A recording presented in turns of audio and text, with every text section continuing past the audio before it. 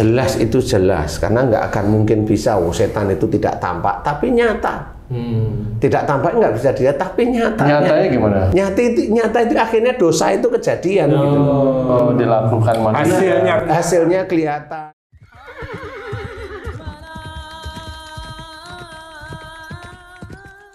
Bismillahirrahmanirrahim. Assalamualaikum warahmatullahi wabarakatuh. Waalaikumsalam warahmatullahi wabarakatuh. Para pemirsa dan sahabat beriman dimanapun berada, alhamdulillah kita berjumpa lagi di Ustadz Danu Official Channel.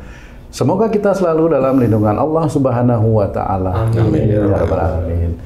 Di video kali ini, seperti biasa, kita akan ngaji lagi bersama guru kita semua, Pak Ustadz Danu. Assalamualaikum Pak Ustadz. Waalaikumsalam warahmatullahi wabarakatuh. Dan saya juga sudah ditemani oleh dua orang sahabat saya kali ini. Ada Bang Jainuddin. Assalamualaikum Bang Jainuddin. Waalaikumsalam Pak Tung. Dan juga ada Mas Eko. Assalamualaikum Mas Eko. Waalaikumsalam warahmatullahi wabarakatuh. Amin, amin, alhamdulillah.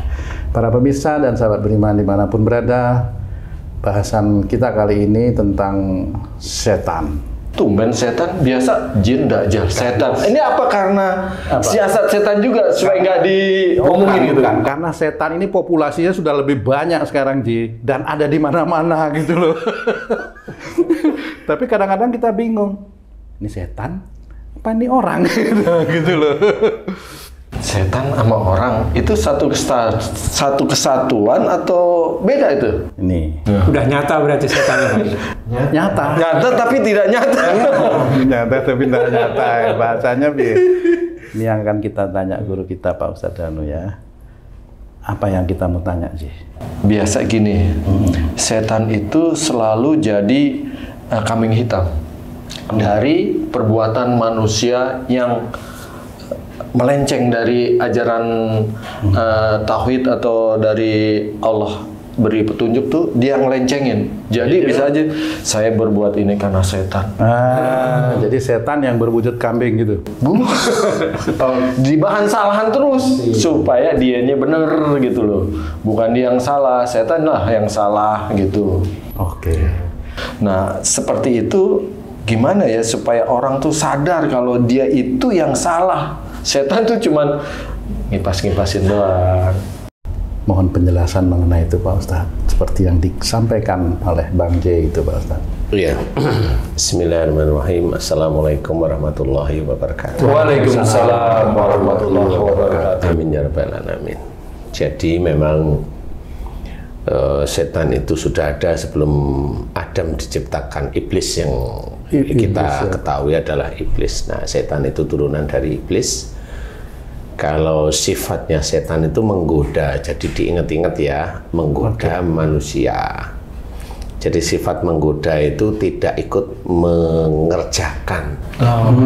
Jadi dan di dalam Quran juga sudah diceritakan bahwa setan itu menggoda, setan itu hanya membisikkan aja. Maaf Ustadz, kalau setan menggoda sama nggak seperti manusia menggoda? Mirip. Oh, biasanya apa ya tujuan menggoda itu setan itu? Macam-macam. Oh. Jadi gini, setan yang jelas orang mencuri diawali dari setan yang menggoda untuk punya uang. Setan manusia. Orang yang mencuri diawali dari dia keinginan pengen punya uang. Jadi setan tuh ngipasin di titik itu. Kadang udah punya uang masih tetap mencuri, Ustaz. Karena setannya sudah nempel menyatu dengan dia. Dia nggak bisa nyari sendiri, dia nyuruh anak buahnya kan. Jadi dia menurunkan setan-setan pada anak buahnya seperti itu. Nah, setan itu memang tugasnya yang seperti itu, dan kayak Haji J tadi bercerita bahwa kalau ada orang bilang saya begini itu karena setan menggoda saya, iya. Makanya banyak sekali orang itu tidak mau mengakui kesalahan dan dosanya ya begitu. Cuma kalau kita kembalikan pada sisi hukum, tidak ada istilahnya itu nyuri motor saya digoda setan ini Pak Polisi, kan nggak ada. Yang jelas masuk penjara kan gitu ya. Kemudian yang korupsi juga saya digoda setan ini nggak bisa, ya tetap harus masuk KPK dulu, masuk penjara kan seperti itu. Jadi sebenarnya di sisi hukum itu masukkan penjara. Itu analoginya sama. Jadi kalau seseorang yang emosi marah, ya kenapa? Digoda oleh nafsunya untuk marah. Nah, Allah ngasihnya hukumannya apa? Sakit. Seperti itu. Jadi dia nggak akan bisa ngomong pada Allah bahwa, wahai Allah, saya digoda setan, kan gitu ya. Tidak bisa seperti itu. Beda dengan para nabi yang memang musuhnya memang langsung setan.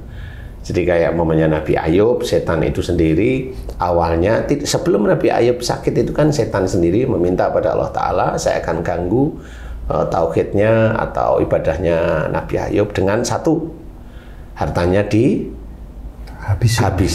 Oh, karena setan itu melihat ibadahnya Nabi Ayub itu karena hartanya dia ibadah. Siapa tahu karena dia mau ngetes nih mungkin itu ya. Ujinya di titik itu. Nah, kemudian tetap aja beribadah pada Allah.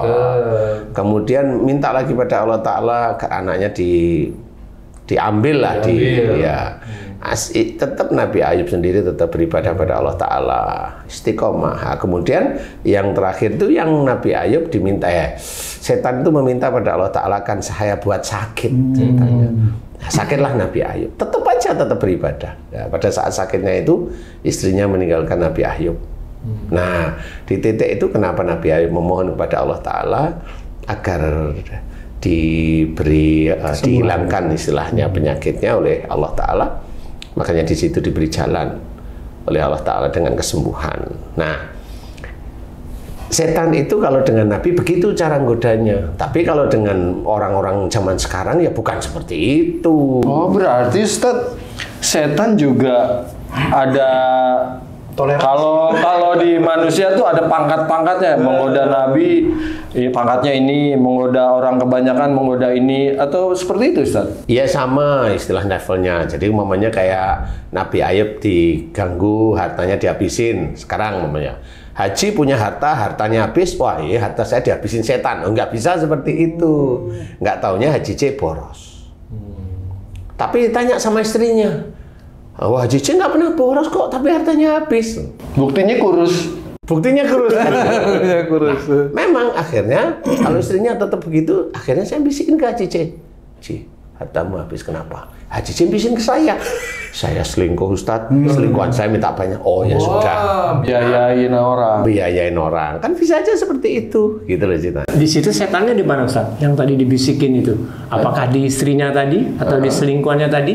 Setannya itu mau dijadikan Haji C kambing hitam bahwa hartanya habis itu karena setan. Kalau mikir Haji C itu kayak Nabi Ayub, padahal dosanya lebih banyak Haji C daripada Nabi Ayub.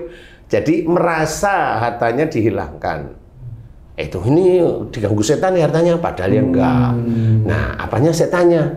Setannya ya nggak taunya ya Haji C sama selingkuhan. Nah, setannya dua kolaborasi, jadi habis cepetnya. Seperti itu. Jadi itu. Kemudian kalau anaknya meninggal, wah ini anak saya meninggal, orang-orang nih karena setan nih anak saya meninggal. Nggak bisa seperti itu, gitu loh. Anak meninggal itu kenapa? Ya memang ini salahnya orang tuanya, apapun bentuknya. Anak yang belum akhir balik meninggal, orang tua insya Allah itu yang dia yang mengawalinya istilahnya. Penyebab awalnya insya Allah orang tuanya. Bisa didetek insya Allah. Kalau orang tuanya mau mengaku, tapi kalau orang tuanya merasa benar, monggo. Nanti dia akan tahu kalau sudah di akhirat. Tidak mungkin Allah itu mengambil anak yang belum akhir balik itu tanpa sebab. Itu nomor satu harus diingat. Karena tidak zalim itu tadi ya Ustaz. Karena Allah tidak zalim kepada hamba-hambanya. Jadi orang manusia khususnya Islam harus paham yang itu. Kalau dia tidak paham bahwa anak saya mati, oh itu karena Allah aja. Iya memang semuanya Allah. Mau kita dapat rezeki Allah, mau kita dapat musibah, sudah diceritakan musibah itu pasti karena kesalahan kita. Dijelaskan jelas kok. Berkali-kali ya. Iya. Jadi apa saja musibah yang kau terima disebabkan dari perbuatanmu sendiri. Itu sudah jelas sekali. Jadi harus difahami. Nah, banyak sekali orang itu nggak mau paham. Ayat itu ditolak pasti. Nah, kalau menolak ayat ini, nah itu setannya sudah jelas. Setan dia jelas menolak, nggak mau, otaknya tidak mau dengan ayat itu, itu setan sudah. Itu artinya manusia itu menyadari kalau dia itu sebenarnya tahu berbuat dosa, sehingga dia menolak. Sebenarnya dia menyadari dia berbuat dosa ya?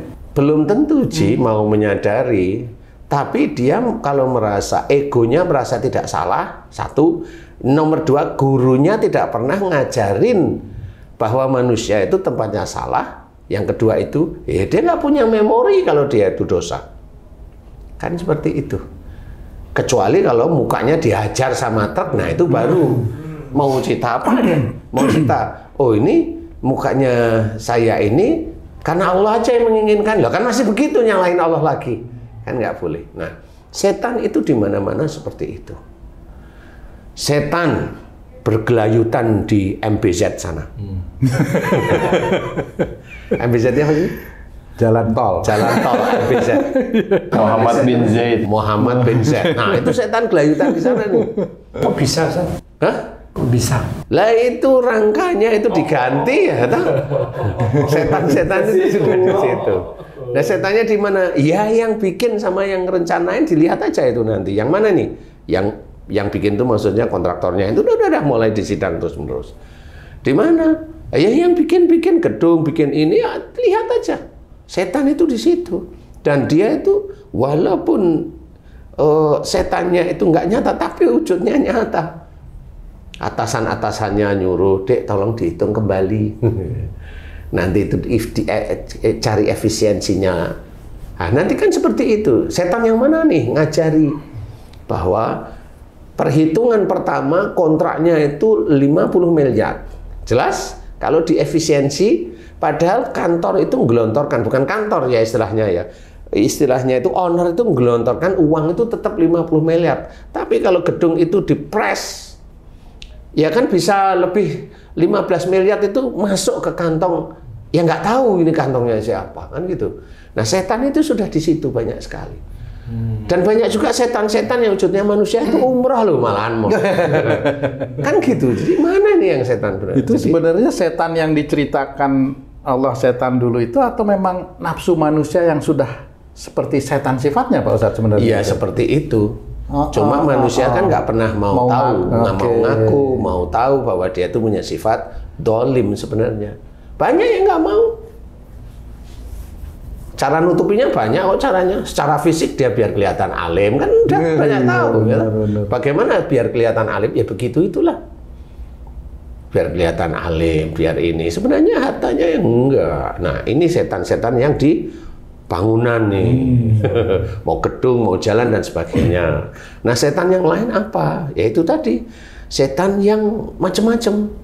Mamanya di balik kerja, kemudian dia selingkuh dengan orang lain. Ini kan setan. Setan lewat mana? Lewat temennya. Ngode. Oh cari hiburan yuk. Nah, ini nih. Yang seperti ini setannya sudah jelas. Yang mana nih? Oh ini. Apa hiburan apa? Pokoknya cantik-cantik. Kayak apa orangnya? Kasih fotonya. Ah, senenglah di sini. Itu ada dua manusia yang digoda setan.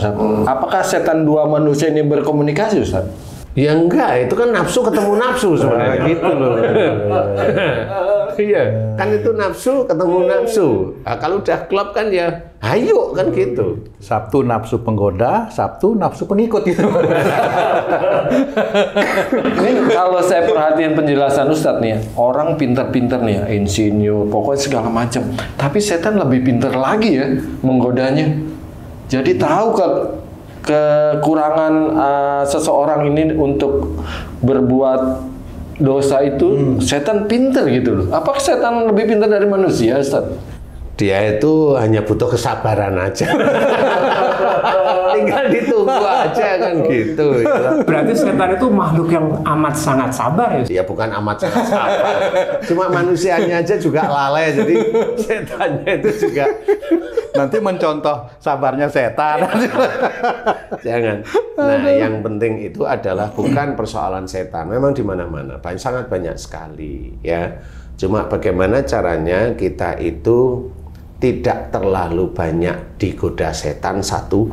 Yang kedua, kita itu memohon agar kita kuat digoda setan. Kita memohon pada Allah Ta'ala agar kita itu mampu dengan godaan setan, itu mampu. Bukan mampu ngikutin loh ya, mampu menolak maksudnya.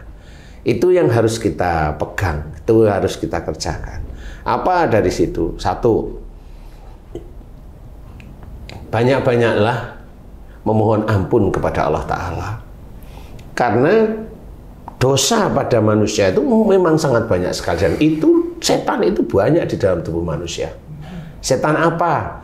Setan keinginan belanja. Setan boros. Setan apa? Setan keminter. Jadi kalau ngomong itu dia maunya itu unggulan aja. Setan apa? Setan budek. Jadi kalau dikasih omongan nggak mau dengerin, itu banyak sekali. Setan apa? Setan emosional. Setan apa? Setan yang banyak sekali ngomong walaupun nggak emosi. Setan apa? Setan diem juga ada. Harusnya dia ngomong, dia nggak ngomong-ngomong lah, karena setan diem akhirnya. Setan apa? Setan yang kaku hati, menjadikan kaku. Setan apa? Setan yang kalau dengan keluarganya itu jengkel aja. Setan apa? Setan malas. Setan apa? Banyak setan sebenarnya. Nah, dosa inilah kita mohonkan kepada Allah Ta'ala agar Allah itu memberi hidayah kepada kita agar diampuni. Satu, kalau kita itu senantiasa mohon ampun, bertaubat, taubatan nasuha, kemudian tidak melakukan lagi, insya Allah dan mudah-mudahan Allah mengizinkan setan ini berkurang. Dari dosa itu kan setannya berkurang, walaupun yang berkurang anak buahnya. Komandannya ya belum, kan gitu ya. Karena setiap manusia tetap ada penggoda, walaupun dia itu seorang pendakwah, iya dia akan digoda oleh setan. Digoda beneran oleh setan dia. Iya kan? Nah, di sini kita harus memahami bahwasanya bagaimana tadi setan akan menggoda. Di titik-titik mana. Nah, pada saat kita mohon ampun, mudah-mudahan Allah memberikan hidayah sehingga yang dulunya kita kepancing di titik itu mulai tidak. Kan seperti itu. Mulai tidak, sehingga mulai banyak setan yang frustrasi istilahnya. Ustaz, di Al-Quran itu kan sering kita baca tuh setan itu adalah musuh yang nyata. Nah, tapi kebanyakan manusia mengetahui kalau digoda setan itu setelah ketahuan atau setelah kejadian. Aduh, saya digoda setan nih, hilap nih. Nah, gimana caranya kita dapat mengetahui sebelum kita mengerjakan dosa, Ustadz, karena digoda setan? Kalau memang hobinya dosa, inilah urutannya tadi. Yang tadi itu. Yang tadi saya cerita. Karena orang dia tidak banyak mohonkan ampunan dosa-dosanya. Gimana itu Allah itu mau memberikan dia itu hidayah agar dia itu ngerti kalau dia itu digoda setan. Kan begitu ceritanya. Kalau dia mohon ampun kan akhirnya kan waspada. Kalau momennya di perempatan itu, momennya biasanya ada polisi. Nah, dulunya kan di perempatan itu selalu ketilang. Perempatan itu selalu ketilang. Maksudnya kalah terus gitu. Suatu ketika kalau sudah hafal kan, hafal nih, safety belt dipasang, tidak mau pakai HP, kan gitu. Lama-lama kan hafal. Akhirnya lama-lama menjadi kebiasaan baik. Jadi mohon ampun. Kemudian apa? Bersyukur. Orang yang tidak bersyukur atas karunia Allah, yang tidak bersyukur atas nikmat Allah, ini juga setan isinya. Berarti manusia itu nggak bisa menang lawan setan kalau nggak minta pertolongan Allah. Ya jelas. Jelas itu jelas. Karena nggak akan mungkin bisa. Setan itu tidak tampak, tapi nyata. Tidak tampak nggak bisa dilihat, tapi nyata. Nyatanya gimana? Nyata itu akhirnya dosa itu kejadian gitu. Dilakukan manusia. Hasilnya kelihatan. Kemudian umpamanya, Ji, yuk ini ada anak baru Ji. Yuk, nah itu kan nyata itu sudah. Setan yang nyata sebenarnya. Kalau seseorang mengucapkan kalimat ta'awudz itu Pak Ustaz, A'udzubillahi minasyaitonirrajim, apakah itu juga bisa membentengi manusia dari godaan setan itu Pak Ustaz? itu kan berdoa. Berdoa. Berdoa itu boleh dan diajarkan oleh Rasulullah. Ya, dan ada dalam Quran. Ta'awudz itu. Cuma itu kan doa. Kalau iman tidak kuat, ya nggak akan bisa. Makanya kalau kamu lihat di YouTube itu, ada orang jalan kemudian ketemu kuntilanak atau pocong. Auzubillahi minasyaitonir rajim. Auzubillah. Kan nggak hilang-hilang. Iya benar. Kenapa itu Pak Ustadz? Lu jangan tanya saya, tanya sama pocongnya. Kenapa kamu nggak hilang? Nggak mental pocongnya. Kan harus dipikirin gitu, harus mikir gitu loh. Iya. Jadi bukan masalah itu. Sebenarnya ta'awudz itu sendiri akan sangat berguna jika iman seorang itu kuat. Makanya iman itu dari mana? Ya tadi salah satunya adalah banyak mohon ampun, bersyukur atas nikmat, atas karunia Allah Ta'ala. Jangan bersyukur hanya dapat bonus. Bonusnya nyuri loh, kok disyukuri gimana? Nah, kan salah. Bersyukurlah karunia tubuh ini karunia Allah, disyukuri itu setiap hari. Nikmat kita bisa menghirup udara, itu nikmat dari Allah Ta'ala. Nikmat kita itu dititipi kepandian, nikmat. Tapi kalau kepandian kita pergunakan untuk melakukan dosa, ya jangan, mohon ampun di titik itu, kan seperti itu. Kemudian dikuatkan iman kita kepada Allah Ta'ala. Setan insya Allah nyata. Dan bagaimana kita itu bisa menghindari? Awalnya harus itu dulu. Kamu ta'awudz sampai sininya itu sampai doer gitu. Iya, susah karena imanmu nggak kuat. Dibarengi dengan perilaku yang baik gitu. Coba umpamanya, kamu tak kasih contoh. Ini coba aja ya. Siap. Satu. Ada setan nih, kamu nggak sadar. Jangan yang itu ya Pak Ustad. Oh, bukan yang itu, yang ini. Bukan yang itu, yang ini nih. Iya. Kamu ngomong sama Cici, rambut kuning di sini kamu nggak tahu. Tiba-tiba, Om, gitu. Kamu nengok, lah, gitu. Terus saya baca ta'awudz. Kamu baca ta'awudz. Hilang nggak dia? Enggak ya. Enggak. Malah semakin dekat. Kok bisa gitu ya? Makanya bukan salah ta'awudz, sebenarnya bukan masalah doanya. Bukan salah doanya. Bukan, doa itu mengajarkan kita. Bismillah itu mengajarkan kita karena Allahnya. Tapi sehari-hari harus ngerti bismillah itu apa. Harus memahami bahwa kalau kita udah bismillah, jangan lakukan sesuatu hal yang buruk. Kan begitu kuncinya. Kan sama seperti orang mau nyuri, berdoa, mudah-mudahan nggak ketahuan. Lah kan bener doanya itu bener ya Pak. Doanya kan bener ya. Tapi kan salah tempatnya.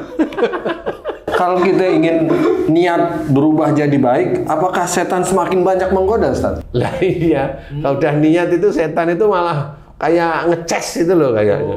Taunya dari mana itu Pak Ustaz? Hah? Setan banyak menggoda tadi itu. Iya karena niatnya itu. Wah ini mau jadi baik nih, ya kita akan langsung dia datang. Iya, langsung. Intinya adalah kuatkan iman kita, kuatkan tauhid kita, tambahkan amal soleh kita, terus menerus kerjakan.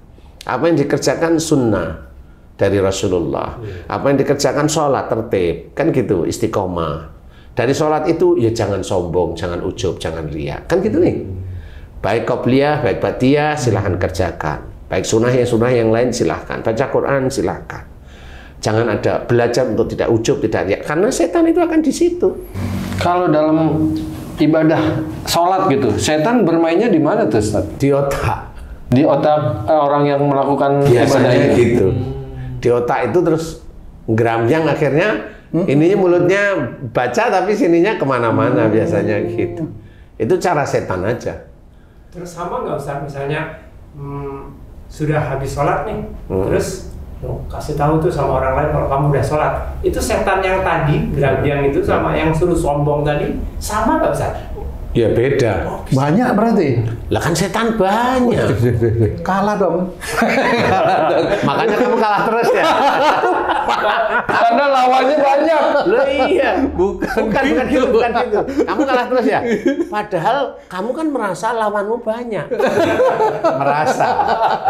Padahal belum itu. Karena begitu setan berubah, bukan setan nih. Yang jadi adalah ini nikmat nih. Ya, intinya seperti itu. Jadi setan itu gambaran adalah paling dekat adalah nafsu. Apa keinginanmu yang memang itu dilarang oleh Allah Ta'ala dan kamu mencoba senangin, nah itu setan. Apa saja. Boros, ya itu sama.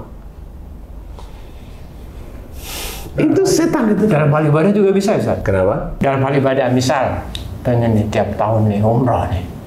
Lah itu kan bukan masalah setan tok, itu kan kesombongan. Sudah ke situ lah. Itu sudah mulai ada apa namanya? Ada sumpah yang kan nggak perlu seperti itu.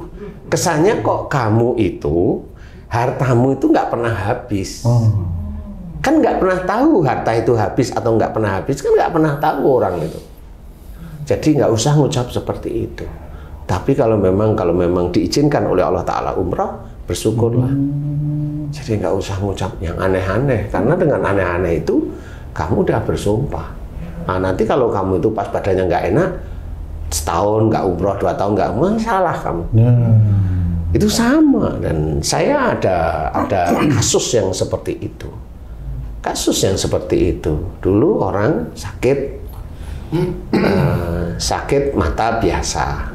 Dia berdoa, ya Allah, kalau sakit mataku Engkau berikan kesembuhan, aku akan setiap hari aku akan baca Quran. Ini nazar dan sumpah ini. Benar. Memang dikasih sama Allah Ta'ala kesembuhan. Sembuh. Ngajilah dia. Tapi namanya manusia, itulah cara Allah. Kasih ujian yang lain, ujian. Akhirnya sehari 2 hari nggak ngaji. Ngaji lagi yang ketiga. Nanti ngaji seminggu, sehari 2 hari 3 hari nggak ngaji. Lama-lama kan nggak ngaji. Akhirnya apa? Dibikin nggak kelihatan lagi. Begitulah cara Allah. Jadi jangan bersumpah, umpamanya minta kaya nanti akan sedekah. Jangan itu yang begitu itu. Itu namanya sombong. Karena yang memutuskan memberikan hidayah itu Allah. Termasuk kita bisa bersedekah itu sebenarnya hidayah Allah. Kalau nggak ada hidayah Allah, mana kita bisa bersedekah? Tidak bisa. Tidak bisa. Kita bisa sholat, itu hidayah Allah. Rahmat Allah. Jadi jangan dianggap sholat, umroh, bersedekah, bisa ngatur keluarga, itu bukan dari Allah Ta'ala. Jangan seperti itu. Tidak, semuanya itu Allah. Makanya kalau ada seseorang yang merasa bisa, itu setan dia sudah. Kita bisa dakwah, itu hidayah Allah, rahmat dari Allah Ta'ala. Gak boleh kita itu mengaku-ngaku seperti karena saya sering dakwah, udah bisa karena Allah. Caranya gimana?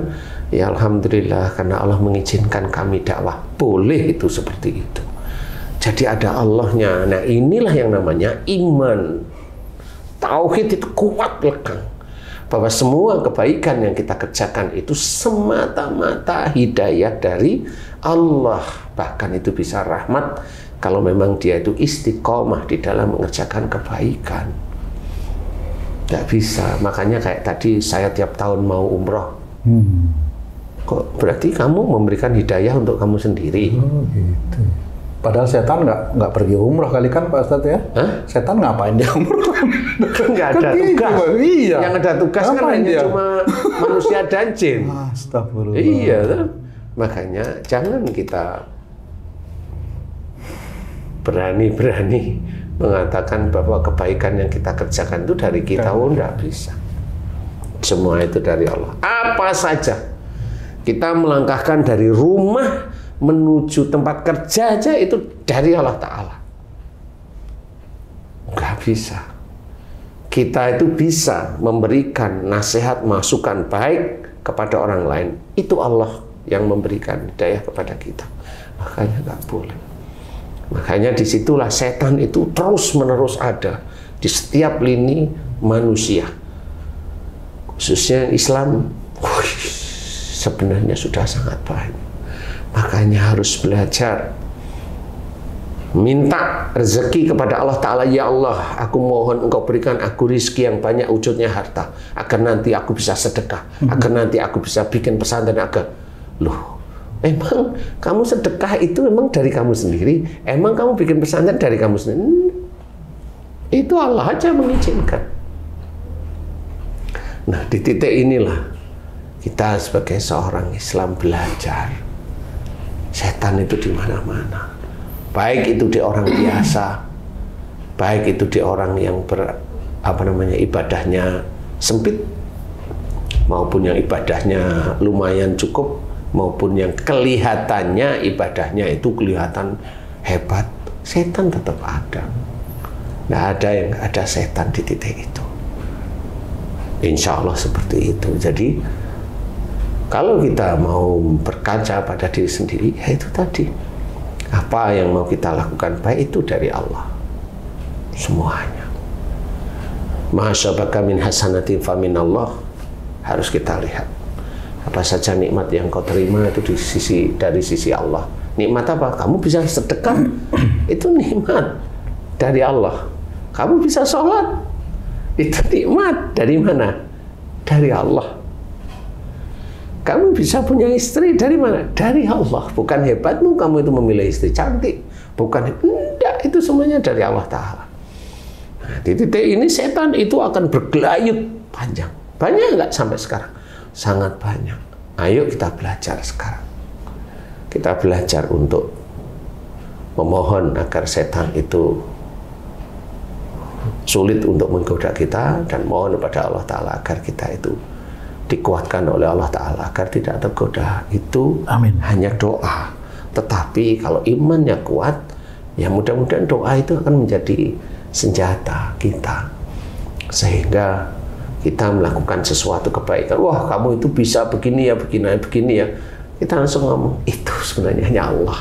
Makanya siapa itu? Khabib Nurmagomedov itu dia selalu, kenapa kamu selalu menang? Allah. Itu kita lihat. Walaupun dia hanya petarung boleh enggak? Ya sebenarnya untuk pertarung itu merusak diri sendiri, ya enggak diajarkan dalam Islam. Jadi kita harus memahami, ayo belajar. Setan sudah ada di mana-mana, termasuk di dalam tubuh kita. Enggak akan setan itu bisa keluar kecuali orangnya mati. Ustadz, tadi Ustadz jelaskan setiap orang yang pasti ada setannya yang menggoda. Nah, kalau orang berbuat baik, dia akan menyadari pasti setan nggak rela nih, pasti akan menggoda. Nah, jadi setiap seseorang itu berbuat baik, apa yang dia harus lakukan atau apa yang dia harus ucapkan supaya setan tidak mudah menggodanya, Ustaz? Orang berbuat baik itu, setan itu di titik ini. Satu, saya bisa berbuat baik, itu sudah setan. Kecuali alhamdulillah Allah mengizinkan saya berbuat baik, baru itu benar. Setelah berbuat baik, dia ada gerutuk di dalam hati dan pikiran, mau saya ceritakan enggak? Nah, setan itu baru ngipas-ngipas ini. Baru kalau itu diceritakan padahal orangnya enggak tanya, itu setan sudah. Nah, pas lagi gede-gede harus ngucap apa itu, Ustaz? Ya kan istighfar. Istighfar. Mohon ampun bahwa di kita itu masih ada seperti itu. Mohon ampun lah, nggak usah ngomong, nggak usah, diam aja. Insya Allah mudah-mudahan di titik itu nanti menjadi kebiasaan. Itu kan akhirnya menjadi iman kuat kepada Allah Ta'ala. Tauhid tetap terpegang teguh. Sehingga insya Allah setan yang menggoda itu mudah-mudahan diizinkan oleh Allah Ta'ala itu kita bisa diizinkan mampu untuk tidak tergoda karena Allah aja. Karena semuanya karena Allah, semuanya karena Allah. Makanya harus belajar. Di siapapun setan itu ada, termasuk pada pendakwah ada. Jadi jangan berpikir bahwa setan nggak ada. Wah, ada. Dan biasanya paling besar. Karena banyak bicara, nggak dikerjain, ya sama aja. Kan gitu ya. Jadi senantiasa kita kuatkan iman, kita kerjakan tauhid lurus, kita tambahkan amal soleh, dan harus waspada bahwa ujub, riya, bangga, dan sombong itu sifatnya setan. Kebaikan itu datangnya dari Allah. Jadi jangan kita ambil. Keburukan itu datangnya dari kita sendiri. Ayo kita fahami sehingga kita teringat tidak melakukan hal-hal yang menjadikan kita terjerumus di dalam pelukan setan. Setan bisa meluk, Ustaz? Hah? Bisa meluk setan? Tanya sama Pak Tung. Bisa. Kalau malam. Kalau malam. Pak tuh jawabannya bukan itu, masa lalu. Kalau malam, pagi, siang, dan sore. Terus. Minum obat itu. Insya Allah seperti itu, mudah-mudahan ini manfaat ya. Amin, amin. Alhamdulillah. Terima kasih banyak Pak Ustadz penjelasannya. Para pemirsa dan sahabat beriman dimanapun berada, semoga tayangan kami kali ini bisa bermanfaat untuk meningkatkan keimanan dan ketakwaan kita kepada Allah Subhanahu wa Ta'ala. Amin ya Rabbal Alamin. Saya Tung pamit diri, sampai jumpa di video kami yang lain. Wassalamualaikum warahmatullahi wabarakatuh. Waalaikumsalam warahmatullahi wabarakatuh. Alhamdulillah. Amin. Alhamdulillah.